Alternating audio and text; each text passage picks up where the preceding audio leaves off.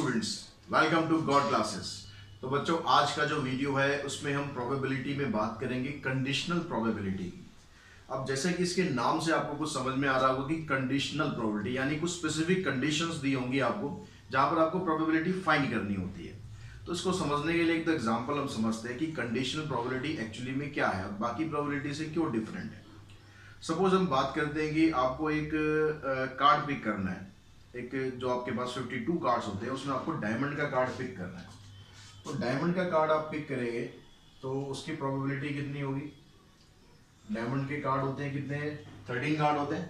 तो 13 अपॉन में 52, इसको आप सिंप्लीफाई करेंगे तो आ गया 1/4। लेकिन अगर अब आपको कहा जाए, कंडीशन दे दी जाए कि जो कार्ड आपको ड्रॉ करना है वो कौन सा कार्ड है, रेड कार्ड। यानी अब आपके पास एक स्पेसिफिक कंडीशन आ गई कि जो कार्ड ड्रॉन है, now the card drawn is red. तो अभी ऐसा करने पर क्या इसकी प्रोबेबिलिटी में कोई चेंज आएगा या नहीं आएगा, उसको समझते हैं। अब आपने पास जो पहले कार्ड थे, टोटल 52 कार्ड थे, उसमें ब्लैक भी थे, उसमें रेड भी थे। लेकिन अब आपको क्या किया गया, ये एक स्पेसिफिक कंडीशन दे दी गई कि जो गिवन कार्ड है वो रेड है। अब आपको डायमंड का कार्ड निकालना है, तो प्रोबेबिलिटी में क्या चेंज आएगा। अब हम यहाँ पर फिर दोबारा प्रोबेबिलिटी निकालते हैं, किसकी, डायमंड की ही प्रोबेबिलिटी निकालते हैं। अब डायमंड के कार्ड तो 13 ही होते हैं, तो वो तो 13 आएगा। लेकिन जो आपके टोटल कार्ड थे, वो टोटल कार्ड आपके अब क्या हो गए, कम हो गए। पहले 52 कार्ड थे, 52 में से 26 ब्लैक कार्ड होते हैं और 26 रेड कार्ड होते हैं। अब क्योंकि आपको स्पेसिफिक बता दिया गया है कि जो कार्ड निकाला जाएगा वो रेड कार्ड होगा, तो टोटल में आपकी क्वांटिटी अब रहेगी 26। अब आपका आंसर आ जाएगा 1/2। तो कार्ड आपने वही निकाला, डायमंड का कार्ड पहली सिचुएशन में निकाला, डायमंड का कार्ड दूसरी सिचुएशन में निकाला। लेकिन यहां पर कोई स्पेसिफिक कंडीशन नहीं थी कि जो कार्ड आप निकाल रहे हो किस तरह का कार्ड हो सकता है। यहां पर आपको एक स्पेसिफिक कंडीशन दे दी गई कि जो कार्ड निकाला गया वो रेड कार्ड है, तो यहां पर आपकी प्रोबेबिलिटी चेंज होगी 1/2। अब जो कंडीशन जो दी होती है इसी को हम बोलते हैं कंडीशनल प्रोबेबिलिटी। कंडीशनल प्रोबेबिलिटी आज क्लियर हुआ होगा। एक एग्जांपल और समझते हैं हम कॉइन का। आपको कॉइन का जो सैंपल स्पेस है, कॉइन को आप 2 बार टॉस करते हैं, 2 बार टॉस करते हैं तो आपके पास सैंपल स्पेस क्या आ जाता है। अगर हम 2 बार टॉस करते हैं तो head head, head tail, tail head and tail tail, ये सैंपल स्पेस आ गया। आपको 2 स्पेसिफिक इवेंट दिए हुए हैं। यहाँ पर कहता है कि एक इवेंट है, इसमें कहता है कि 2 टेल और 2 हेड्स टर्न, 2 टेल आ जाए या 2 हेड आ जाए। तो 2 टेल या 2 हेड किस में आएंगे, या तो हेड हेड होगा या टेल टेल होगा। ये एक इवेंट हो गया। एक इवेंट आपको दिया हुआ बी। बी में कहता है आपको कि event that at least 1 head turn up, कि कम से कम एक हेड आना चाहिए।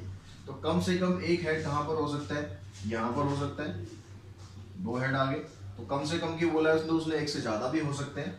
फिर हेड टेल हो गया, यहां भी हो सकता है। फिर हो गया टेल हेड। तो ये 2 इवेंट आ गए। अब अगर हम यहां से कहते हैं कि अगर आपको इन दोनों में से कोई एक स्पेसिफिक कंडीशन दे दी जाए पहले, मान लो हम कहते हैं कि if we know that at least 1 head turn up, if we know that at least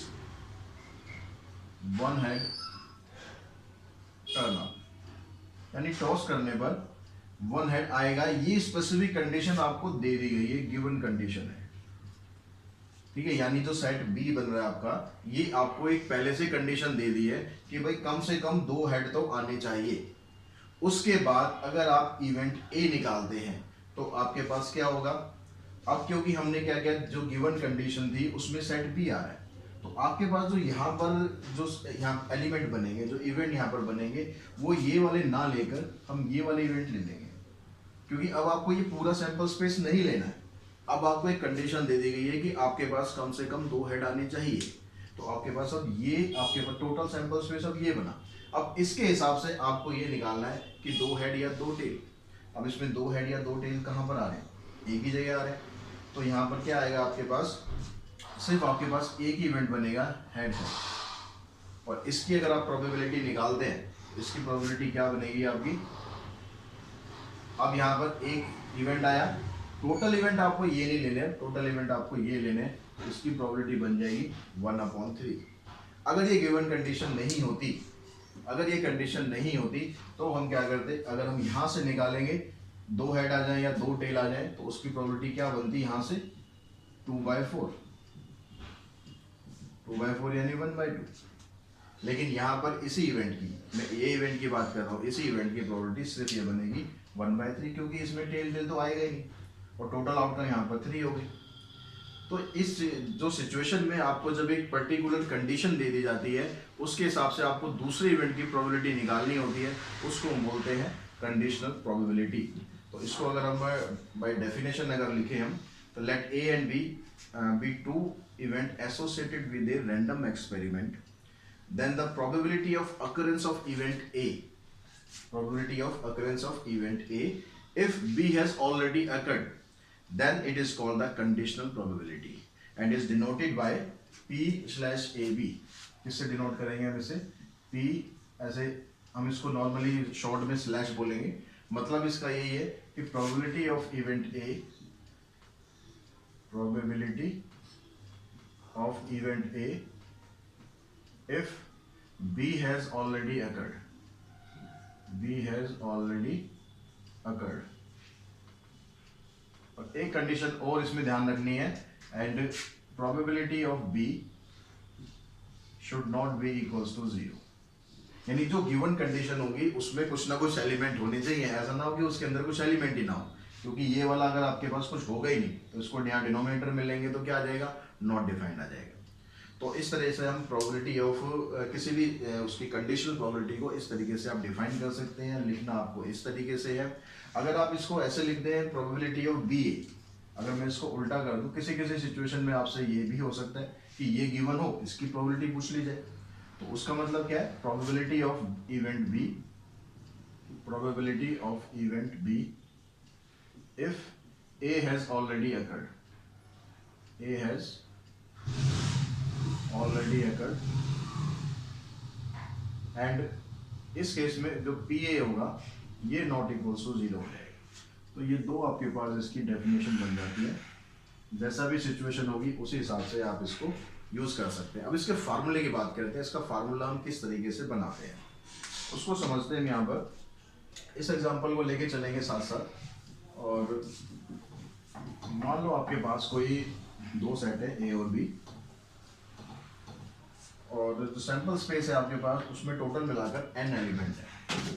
ये आपके पास एक टोटल सैंपल स्पेस हो गया, ठीक है, जिसके अंदर कितने एलिमेंट है, टोटल एलिमेंट है आपके पास n।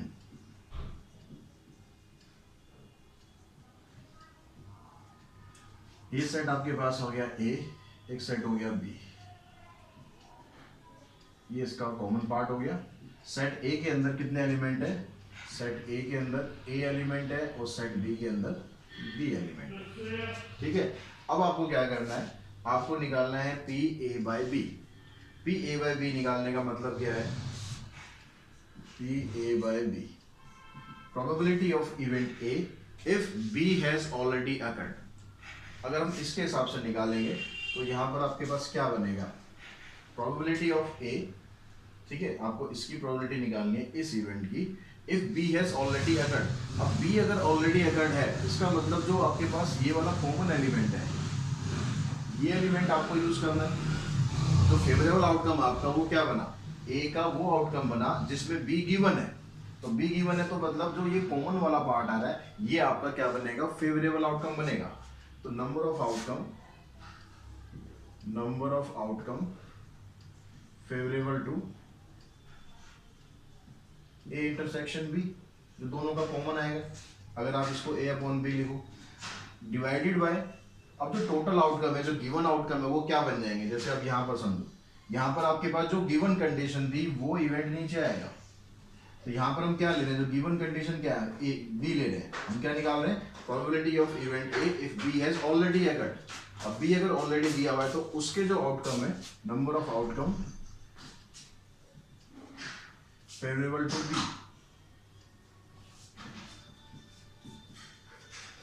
ठीक है, क्लियर हुई बात। यहाँ पर भी हमने इसको, मैं से इसको रिलेट करता हूँ तो आप बड़े आसानी से समझ जाएंगे। अगर इन दोनों का हम इंटरसेक्शन निकाल दें, इंटरसेक्शन इन दोनों का ये एलिमेंट है यार है, तो जो इंटरसेक्शन होता है वो क्या बन जाता है, हमारा फेवरेबल आउटकम बन जाता है जो आपको चाहिए। और जो आउटकम जो कंडीशन गिवन होती है उसके आउटकम आपके नीचे आ जाते हैं। जैसे यहाँ पर बी के आउटकम नीचे थे, क्योंकि अब आपको जो चूज करना है वो इसमें से चूज करना है। जो आपको कंडीशन दे दी गई है, आपका सैंपल स्पेस ये नहीं है, आपका सैंपल स्पेस ये है, इसमें से आपको चूज करना है कि कौन सा आउटकम आना है, कौन सा आउटकम नहीं आना है। तो यहाँ पर ऊपर आ जाएगा number of outcome favourable to A intersection B, नीचे आ गया number of outcome favourable to B. अगर हमें इसको देखें तो ए इंटरसेक्शन बी में कौन से आउटकम आ रहे हैं, ए इंटरसेक्शन बी की अगर हम बात करें तो इसमें जो आउटकम आ रहा है, इसमें ये था हमारा ए था, ये बी था, टोटल एन था, इसको मान लेते हैं कि इसमें वही एक्स आउटकम आ रहे हैं, ठीक है। तो ये आ गया एक्स, और टोटल आउटकम क्या हो गया हमारे पास, बी के कितने हो गए, बी हो गए, ये हो गया। अब मैं इसको अगर ऐसे लिखूं, X upon N divided by B upon में एन, देख सकते हैं ऐसे, दोनों को हमने एन से डिवाइड कर दिया, एन मतलब टोटल आउटकम से। तो ये जो x अपॉन एन होगा ये क्या हो जाएगा, ये प्रोबेबिलिटी किसकी आएगी, ए इंटरसेक्शन बी की। x एलिमेंट यहाँ पर थे तो ये प्रोबेबिलिटी किसकी आई, ए इंटरसेक्शन बी, और ये प्रोबेबिलिटी किसकी बनेगी, ये सेट बी की प्रोबेबिलिटी बन गई। तो आपके पास फार्मूला क्या बन गया, पी ए अपॉन बी का फार्मूला। अब इसको रब कर देता हूँ, आई थिंक आप समझ गए होंगे इससे। आपके पास जो फार्मूला बना, P probability of A if B has already occurred is probability of A intersection B divided by probability of B। अगर आप इसको उल्टा कर देते हैं, अगर आप ऐसे कर देते हैं, probability of B if A has already occurred, उस केस में भी A intersection B ऊपर ही रहेगा, क्योंकि आप B intersection A करोगे या A intersection B करोगे, रिजल्ट दोनों का सेम ही होता है, कम्यूटेटिव होता है। नीचे आपके पास यहाँ पर आ जाएगा PA। कंडीशन साथ में जरूर ध्यान रखना, probability of B not equals to 0, और यहाँ पर probability of A not equals to 0। तो ये आपका कंडीशन प्रोबेबिलिटी निकालने का फार्मूला बन जाता है for equally likely outcome as well as for not equally likely outcome, दोनों के लिए आप यही वाला फार्मूला यूज कर सकते हैं। अब इसकी कुछ प्रॉपर्टीज और होती हैं। अगर हम यहाँ पर बात करें कि probability of A upon S, probability of A upon S, S मतलब टोटल सैंपल स्पेस। अब इस टोटल सैंपल स्पेस का मैं इस फार्मूले के हिसाब से अगर चलूं तो क्या बनेगा, probability of A intersection S divided by probability of S. अब जो ए इंटरसेक्शन एस होगा, यानी ए में और एस में कॉमन क्या होगा, ए ही तो कॉमन होगा, तो इसकी प्रोबेबिलिटी बन जाएगी यहाँ पर प्रोबेबिलिटी ऑफ ए, और एस, एस मतलब पूरे का पूरा सैंपल स्पेस, पूरा का पूरा सैंपल स्पेस अगर ले लिया आपने तो उसकी प्रोबेबिलिटी क्या होती है, 1 के बराबर होती है। तो इसका आंसर बन जाएगा प्रोबेबिलिटी ऑफ ए। अगर आपको यूज करना probability of A upon A, तो probability of A intersection A divided by probability of ए।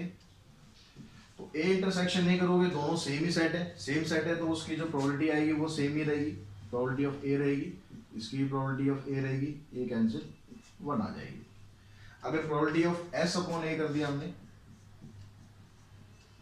ऊपर probability of S intersection A divided by probability of A, S और ए में इंटरसेक्शन करेंगे तो ए ही कॉमन आना है, तो probability of A divided bye नीचे भी प्रोबेबिलिटी ऑफ ए है, यहाँ से भी आपका आंसर आ जाएगा 1 के बराबर। तो ये कुछ फार्मूलेज थे, कुछ कंडीशन प्रोबेबिलिटी के जो हमें यूज करने हैं क्वेश्चंस में।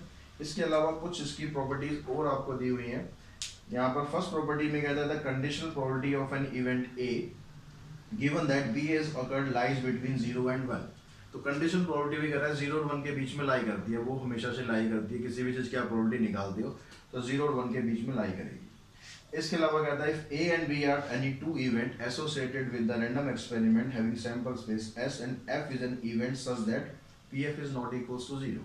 आपके पास यहाँ A और B दो इवेंट दिए और F जो इवेंट है वो ऑलरेडी गिवन है, तो उस केस में क्या होगा, आपके पास जो probability of A union B होगी, A union B if B has already occurred।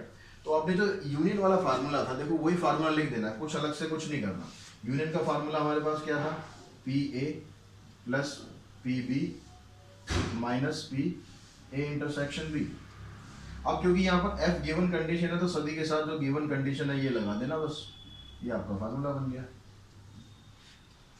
और इसमें एक पर्टिकुलर केस होता है कि अगर ए और बी दोनों इंडिपेंडेंट इवेंट होते हैं तो उस केस में जो इंटरसेक्शन है वो खत्म हो जाता है वहाँ पर क्या रह जाता है, P A union B slash F, P A slash F, P B slash F. ये किस केस में होगा, if A and B are independent event, क्योंकि उस केस में जो इंटरसेक्शन है वो तो जीरो हो ही जाना है,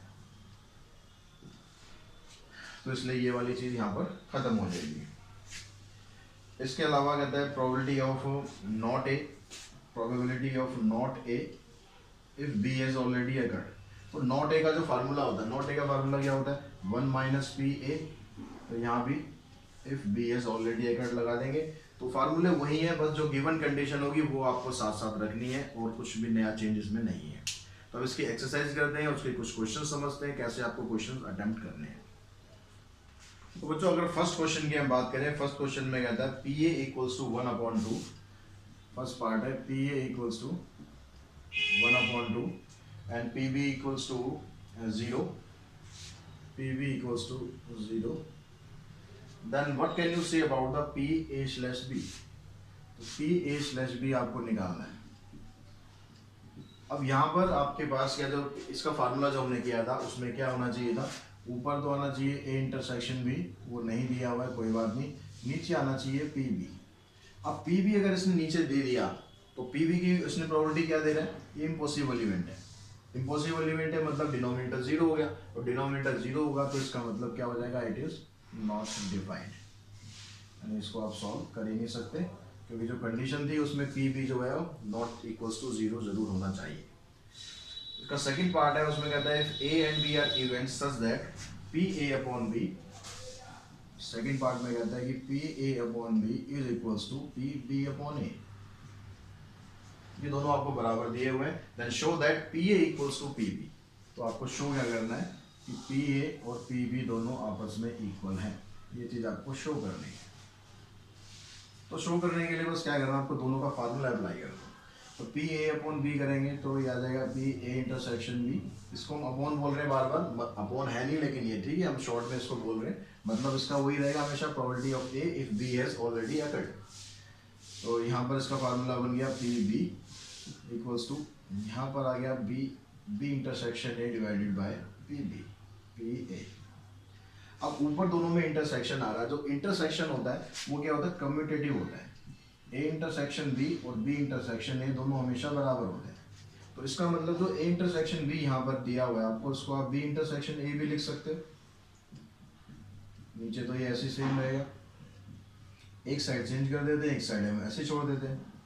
अब क्या होगा, न्यूमरेटर दोनों का सेम है, कैंसिल हो जाएगा, तो आपके पास बच गया, इसको क्रॉस मल्टीप्लाई करोगे तो आपके पास जो आंसर आ जाएगा P A equals to P B, तो ये आपका प्रूव हो जाएगा। क्लियर होगी बात।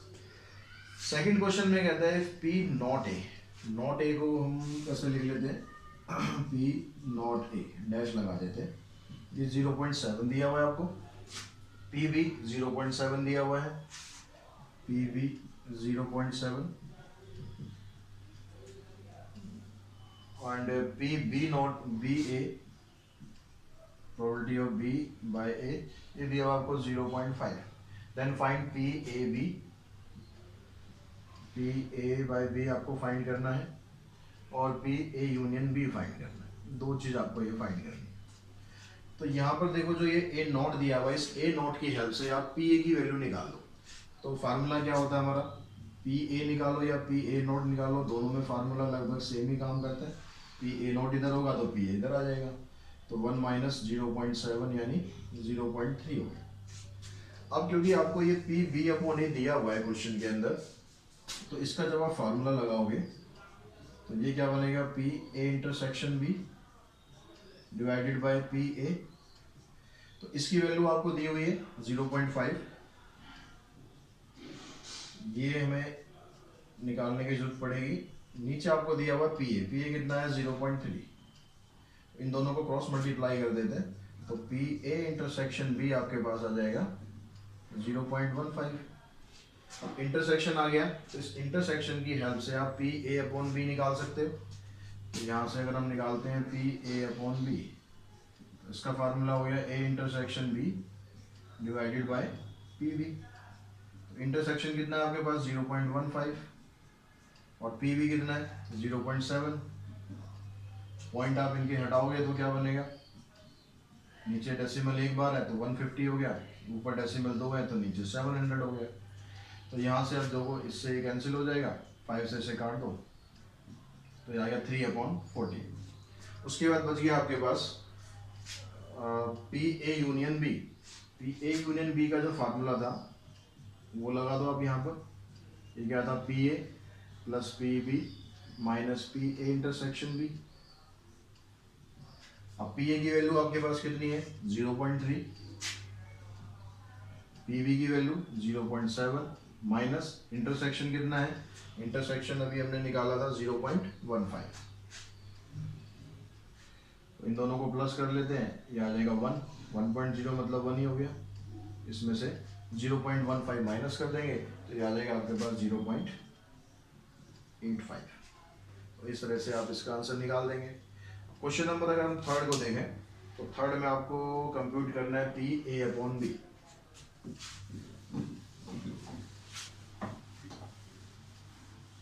थर्ड क्वेश्चन निकालने के लिए प्रोबेबिलिटी के जितने भी टॉपिक हैं बहुत सिंपल टॉपिक हैं, बस आप थोड़ा सा इनके फार्मूलों को ध्यान रखना और जो जो कंडीशंस यहाँ दी जा रही है उन कंडीशंस को फॉलो करना।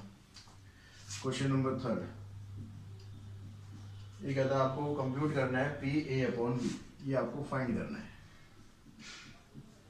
और आपको क्वेश्चन में पी ए दिया हुआ है, पी बी दिया हुआ है, यूनियन दिया हुआ है।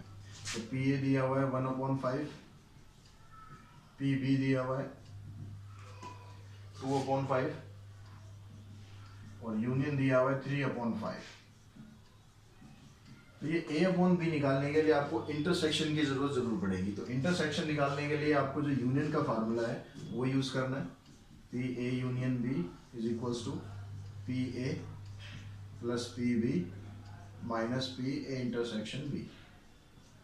तो यूनियन आपके पास आ गया 3/5, पी हो गया 1/5, 2/5 minus P A intersection B. तो इन दोनों को आप ऐड करोगे 3/5 आ जाएगा और 3/5 लेफ्ट हैंड साइड में भी है, 3/5 लेफ्ट हैंड साइड में भी है, कैंसिल हो गया। तो यहाँ से आपके पास पी ए इंटरसेक्शन बी क्या आ गया 0 के बराबर आ गया। अब इंटरसेक्शन अगर 0 के बराबर आ गया तो जब आप इसकी वैल्यू निकालोगे पी ए अपॉन बी की, ऊपर तो आपको इंटरसेक्शन ही पुट करना है, नीचे पी बी पुट करना है।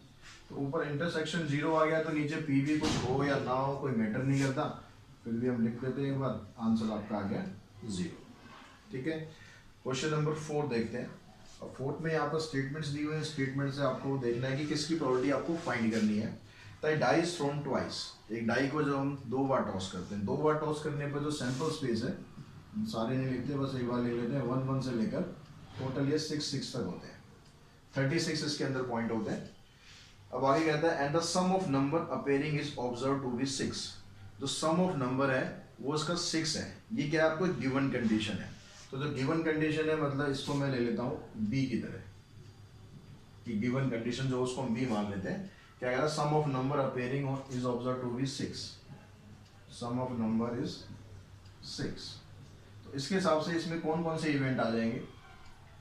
अब जब डाइस को हम थ्रो करते हैं तो 1 के साथ जब 5 आता है तो उसका सम भी 6 हो गया, उसको उल्टा कर दो 5 1, वो भी हो गया। फिर अगर 2 के साथ करेंगे तो 2 4 और 4 2 और उसके अलावा 3 3। तो ये इवेंट ऐसे हैं जिसमें सम इसका 6 आ रहा है। ये कंडीशन आपको गिवन है। अब कहता है what is the condition probability that the number 4 has appeared at least once. ये हमने मान लिया ये, ठीक है। क्या कहता है, number 4 has appeared, number 4 has appeared at least once. तो इसमें आपके पास कौन कौन से इवेंट आएंगे, नंबर 4 कम से कम एक बार जरूर आना चाहिए। तो एक तो आपके पास आ गया 1 4, 1 4 के अलावा 2 4, 3 4, 5 4, 6 4, ये सारे नंबर हो गए। और जो 4 की जो लाइन है, 4 की तो लाइन पूरी होगी, मतलब इन सबको आप उल्टा कर दो। 4 1 से लेकर यहाँ पर जो एक नंबर होगा ऐसा जो यहाँ भी आ रहा होगा, यहाँ भी आ रहा होगा, और 4 4 उसको दोबारा रिपीट नहीं करना है। तो हम इसको ऐसे लिख देते हैं 4 1 4 2 4 3 4 5 एंड 4 6।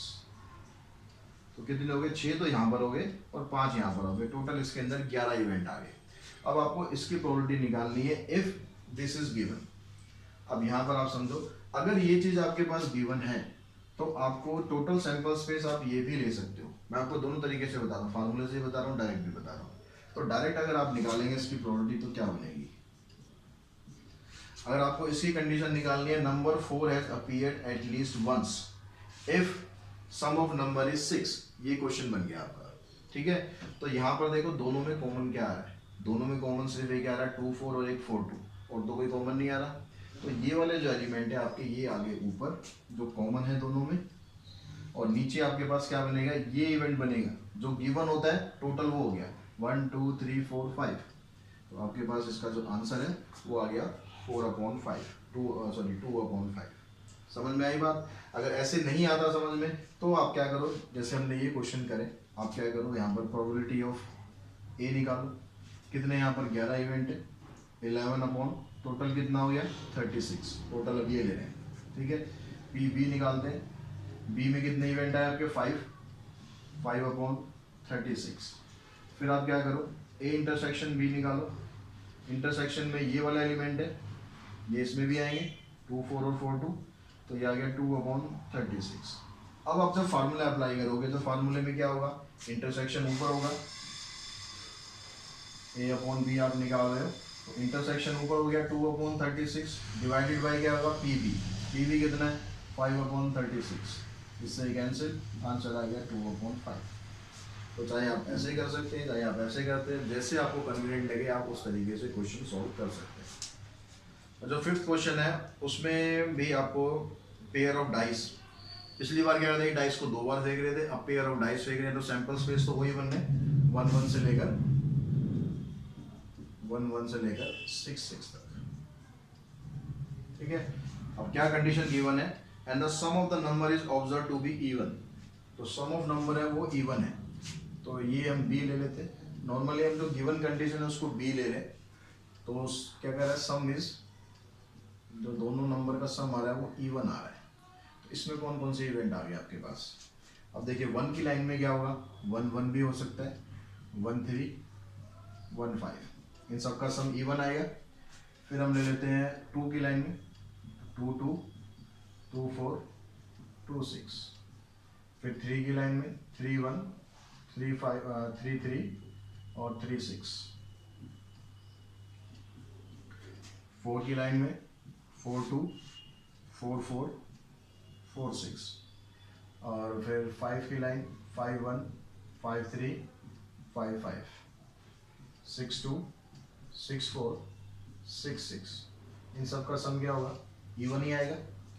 अब जो प्रोबेबिलिटी आपको फाइंड करनी है, अब ये जरूरी नहीं है कि जो प्रोबेबिलिटी फाइंड करनी है वो आपको बाद में दे रखी हो, पहले भी दे रखी हो सकती है, तो क्वेश्चन को ढंग से रीड करना है।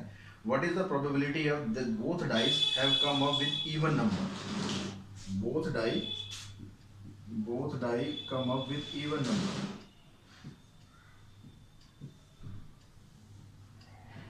इसमें कौन कौन से आ गए, जो दोनों डाई पर इवन नंबर, ठीक है। चाहे अब इसका सम ऑड आ रहा है सम इवन आ रहा है उससे मैटर नहीं करता, बस दोनों डाई पर क्या होने चाहिए, इवन नंबर्स होने चाहिए। तो इवन नंबर देखो पहले वाली लाइन में तो एक भी आएगा नहीं, क्योंकि दोनों डाई पे इवन कह रहा है, तो 1 की लाइन में तो 1 ऑड हो गया तो उसमें तो आएगा नहीं। जो सेकंड लाइन है उसमें 2 2 हो सकता है, 2 4 हो सकता है, 2 6 हो सकता है। ऐसे फिर 4 वाली लाइन में 4 2 4 4 4 6, फिर 6 2 6 4 6 6। अब ये आपके पास प्रोबेबिलिटी जिसकी आपको फाइंड करनी है वो ये आ गया। अब यहाँ पर ये कंडीशन ऑलरेडी गिवन है, तो जो टोटल सैंपल स्पेस है आपके पास ये बना। अब फार्मूले से करें या जैसे या डायरेक्टली करें, दोनों तरीके से आई थिंक आपको समझ में आ गया होगा, ठीक है। अब मैं यहाँ पर अगर डायरेक्टली इसकी प्रोबेबिलिटी निकालूं तो क्या बनेगी, probability of A if B is already given, तो जो नीचे जो आउटकम आएगा टोटल आउटकम तो आपका ये आएगा, ठीक है।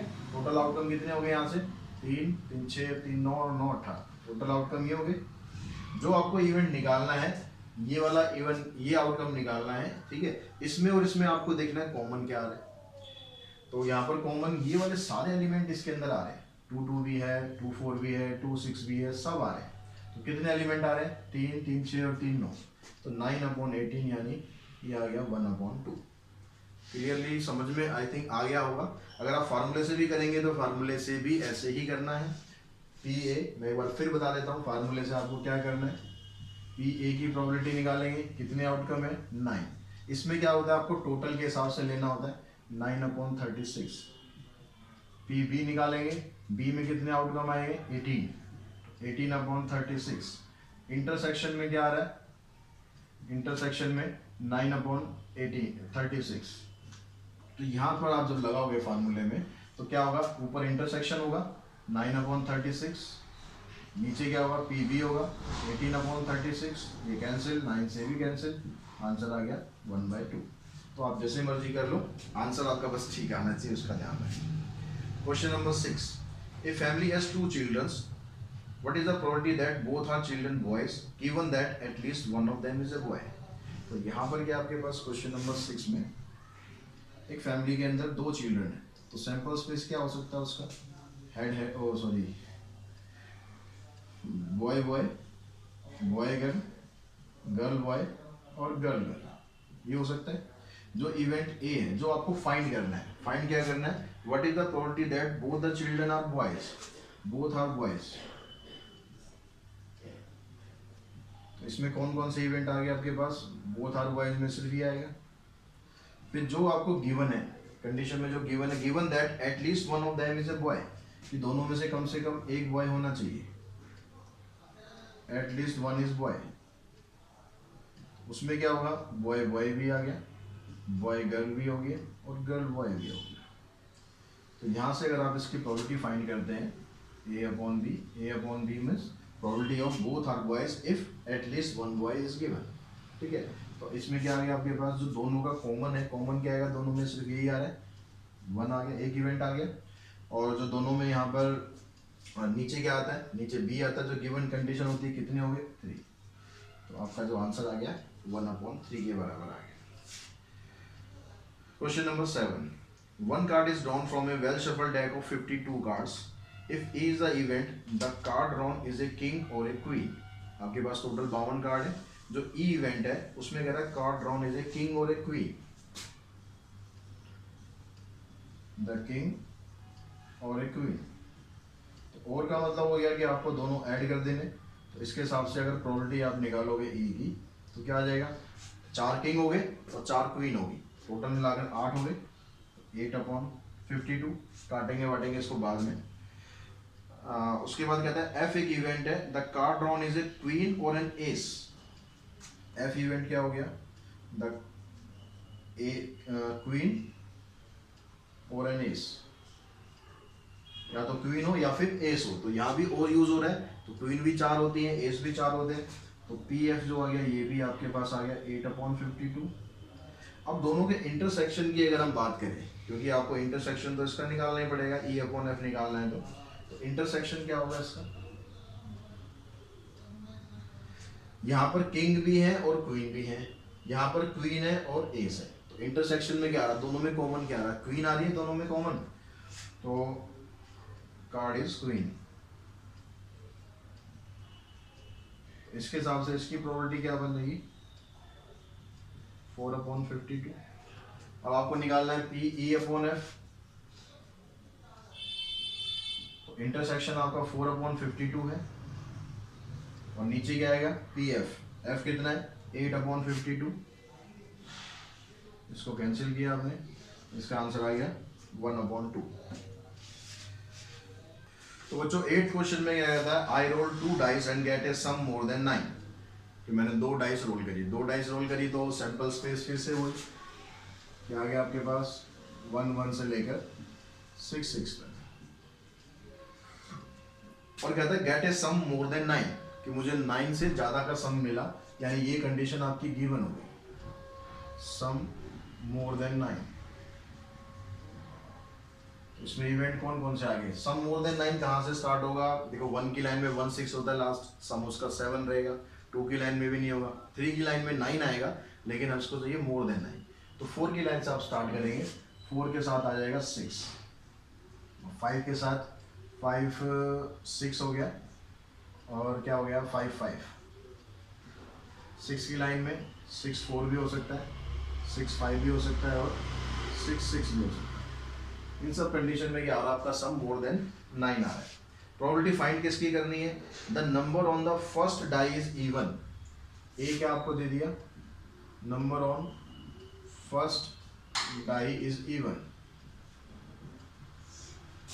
इसमें आपके पास सैंपल स्पेस क्या क्या आ गए, इसमें देखो पहली डाइस पर इवन, तो 2 की लाइन पे चलेंगे पहले, 2-1 से लेकर 2-6 तक। इन सभी में क्या हुआ, पहली डाई पे इवन आ रहा है। फिर उसके बाद 4 की लाइन में लेंगे, 4-1 से लेकर 4-6 तक, फिर 6-1 से लेकर 6-6 तक। इन सभी केसेस में पहली डाई पर इवन आ रहा है।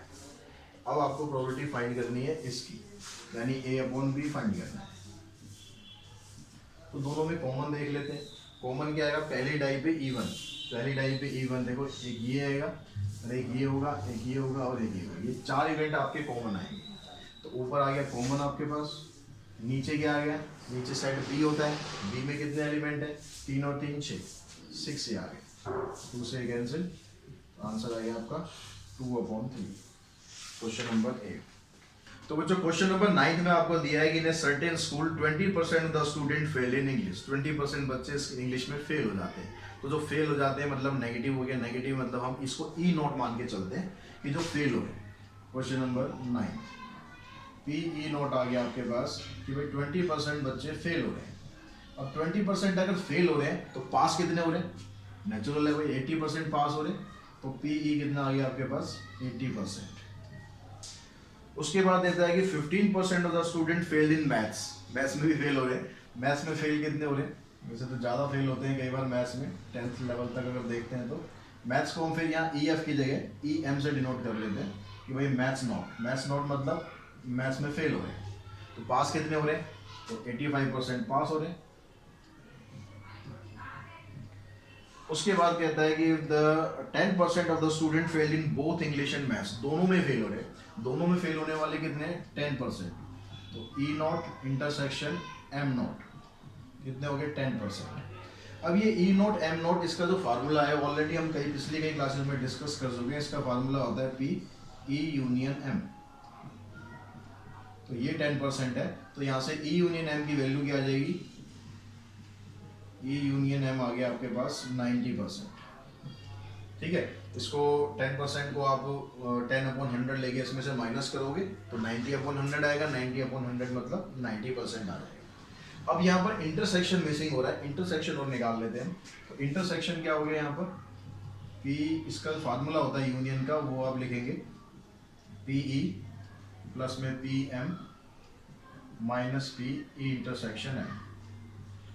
तो यूनियन आपके पास 90% है, ये कितना है 80%, 85% माइनस ये आपको निकालना है। यहाँ पर आप ये परसेंटेज में यूज़ कर रहा हूँ, परसेंटेज को हटाकर अपॉन में 100 भी कर सकते हो अगर आपको उसकी ज़रूरत लगती है तो। अब आपको इसकी वैल्यू निकालनी है, तो इसको हम इधर ले आते हैं, 90 को इधर ले आके माइनस कर देते हैं। तो पी ई इंटरसेक्शन एम हो जाएगा 165, इन दोनों को ऐड करेंगे -90। ठीक है, परसेंटेज में आ जाएगा, कितना आ गया 75%। तो 75% इंटरसेक्शन आ गया। अब इसने पूछा क्या है, इसने पूछा है आपसे what if he passed in English. अगर वो इंग्लिश में पास हो जाता है, मतलब ये गिवन है, what is the probability that he also pass in maths. तो वो मैथ्स में भी पास होता है। तो आपको जो फाइंड करना है probability of pass in maths if he already pass in English, ये आपको फाइंड करना है। अब इसका जो फार्मूला होता है उसमें ऊपर क्या आता है आपके पास, इंटरसेक्शन आता है, नीचे पी ई आ जाएगा। इंटरसेक्शन कितना है 75% और पी ई कितना है, पी ई 80%। तो परसेंटेज से परसेंटेज भी कट जाएगा, 5 से ये दोनों कट जाएंगे। तो आपके पास आ रहा है 5 से इसको काटोगे 15 पे कटेगा, इसको काटोगे 16 पे कटेगा। तो प्रोबेबिलिटी आ जाएगी इसकी 15/16। क्वेश्चन नंबर 10 की बात करते हैं। 10th क्वेश्चन में आपको कहता है 60% students read Hindi newspaper. 60% Hindi newspaper पढ़ते हैं। तो पी एच 60%, ठीक है, यानी 60/100। And 40% student read Tamil newspaper. 40% read Tamil. And 20% student read both Hindi and Tamil. और 20% दोनों पढ़ते यानी H intersection T 20%. Find the probability that a student selected random read Tamil newspaper given that he already read Hindi newspaper. तो first part में क्या कह रहा है कि आपको प्रोबेबिलिटी फाइंड करनी है, probability of read Tamil newspaper if he already read Hindi newspaper. तो T अपॉन H फाइंड करना है. तो ऊपर दोनों का इंटरसेक्शन रखना है आपको 20%, नीचे क्या रखना है PH रखना है 60%. इसको आप कैंसिल करेंगे तो आंसर आ जाएगा 1/3. उसके बाद सेकंड पार्ट में क्या करते हैं, Hindi newspaper given that he already read Tamil newspaper, उल्टा कर देना बस आपको. उल्टा करेंगे तो क्या आ जाएगा, यहाँ पर PH/T आ जाएगा. तो ऊपर तो इंटरसेक्शन ही रहेगा लेकिन नीचे चेंज हो जाएगा, नीचे T आ जाएगा. इसकी प्रोबेबिलिटी आ जाएगी 1/2. फिर थर्ड पार्ट में कहता है नीदर हिंदी नॉर तमिल, ना तो वो हिंदी पढ़ रहा है ना वो तमिल पढ़ रहा है. ना हिंदी ना तमिल का मतलब आपको क्या निकालना है, H0 इंटरसेक्शन T0. ये आपको फाइंड करना है. इसका फार्मूला क्या होता है, 1 - P H यूनियन T. अब यूनियन तो है नहीं हमारे पास, अब यूनियन नहीं है तो यूनियन निकाल लेते हैं. तो यूनियन का फार्मूला लगा दो 1 - PH प्लस में PT minus PH intersection T. इसका फार्मूला लगा दिया हमने, किसमें, यूनियन की जगह पूरा फार्मूला लगा दिया. तो ये क्या आ जाएगा 1 - जब परसेंटेज की बात करेंगे तो यहाँ पर अभी आपको H कितना दिया हुआ है 60 और ये दिया हुआ 40 और इंटरसेक्शन कितना है 20. तो कितना होगा 60 + 40 100, 100 - 20 80. तो 80% आ रहा है. 80% मतलब 1 - 80% को आप ऐसा लिख लो 1 - 80/100. इसको एलसीएम लेके आप सॉल्व करोगे तो 100 - 80 यानी 20/100, मतलब ये आ जाएगा 20%. परसेंटेज में छोड़ोगे तो 20 और प्रोबेबिलिटी वैसे अगर फ्रैक्शन में निकालोगे तो आ जाएगी 1/5. तो आपको जैसे भी निकालना है प्रोबेबिलिटी आ जाएगी इसकी 1/5. इस तरीके से हम ये एक्सरसाइज फिनिश कर लेते हैं 12.5. आई थिंक आपको सारे क्वेश्चंस के समझ में आए होंगे और आपको लग रहा हो कि हाँ बेनिफिशियल वीडियो है आपके लिए, तो अपने दोस्तों के साथ भी शेयर कीजिए ताकि उन्हें भी अप्लाइड मैथमेटिक्स का कंटेंट इसी तरह से मिलता रहे. आज के वीडियो में इतना ही. Thanks to all.